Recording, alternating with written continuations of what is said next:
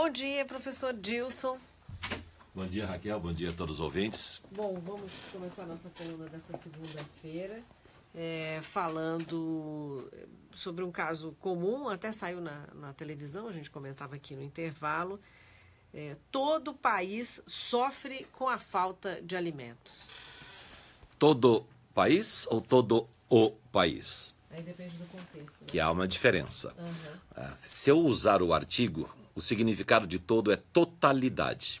Então, todo o país sofre com a falta de mantimentos, quer dizer que o país inteiro sofre. Isso, na verdade, é até uma situação que saiu na Globo News, né, por conta dessa situação da Venezuela.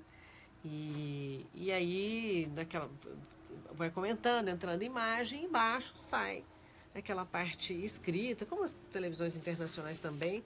E aí tinha todo o país sofre com a falta de alimentos, mas se referindo à Venezuela. Pois é, se referir a um país só, tem de usar o artigo. Então a regra diz o seguinte, que quando todo for utilizado com artigo, o significado é de totalidade. Então todo o país sofre com a falta de mantimentos, significa que o país inteiro, o país todo, sofre com a falta de mantimentos.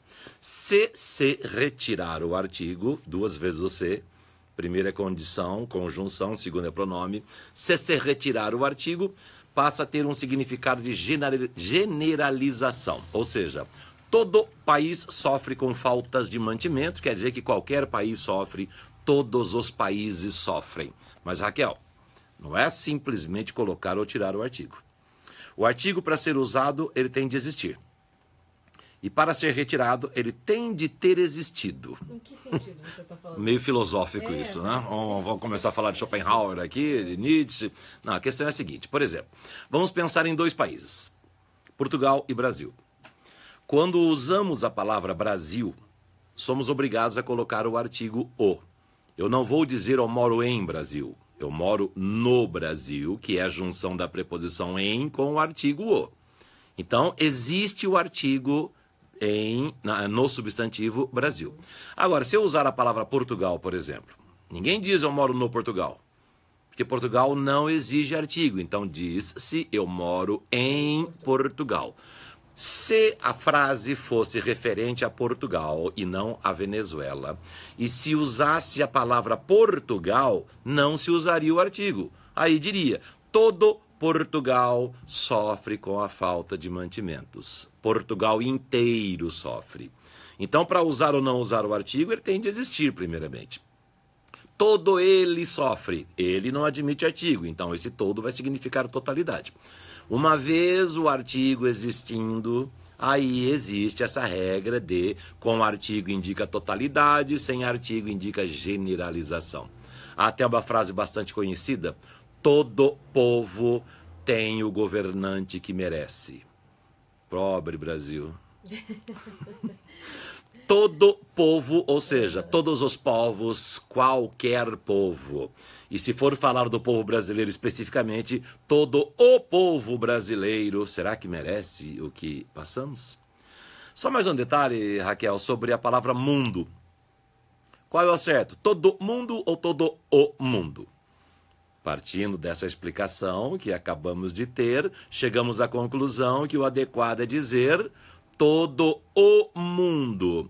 Então, o jovem de 14, 15 anos, que fala, mãe, eu quero ir à festa, mas não vai. Mas, mãe, todo mundo vai. Você não é todo mundo. Você não é todo mundo. Esse todo mundo deveria ser com artigo, porque ele quer dizer que o mundo todo vai.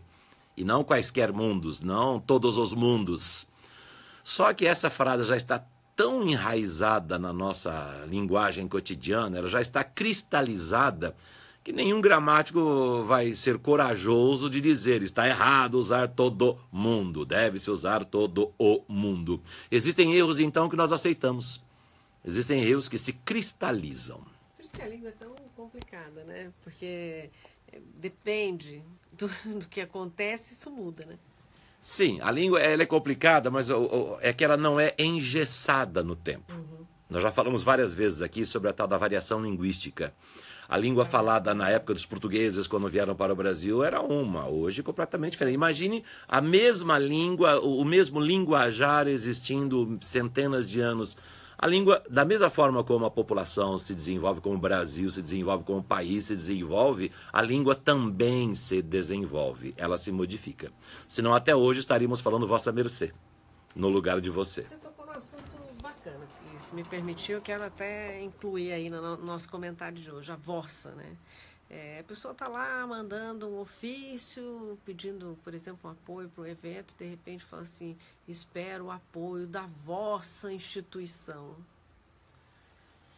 Bom, quando ele está lá escrevendo a cartinha ou o e-mail, em algum momento ele usou a palavra vós? Não, em nenhum momento ele usou a palavra vós. Aliás, a palavra vós, principalmente na nossa região, tu e vós, praticamente não existe. A não ser os pronomes correspondentes, como nós usamos muito o te. Porque se não usássemos o te, teríamos que usar o e lhe. E aí há uma diferença, não vamos entrar no assunto, senão demoramos muito. Tá? Mas se não, eu senti o sinal, por isso que eu já estou aqui. Então não uso vós, não deve usar o vossa. Esperamos a sua colaboração. Só se usa o vossa diante de pronomes de tratamento. A sua instituição. Usa-se o vossa em pronome de tratamento. Vossa Senhoria, Vossa Excelência. Falaremos sobre isso qualquer outro dia. Obrigada, Dilson. Eu que agradeço a oportunidade e até a próxima.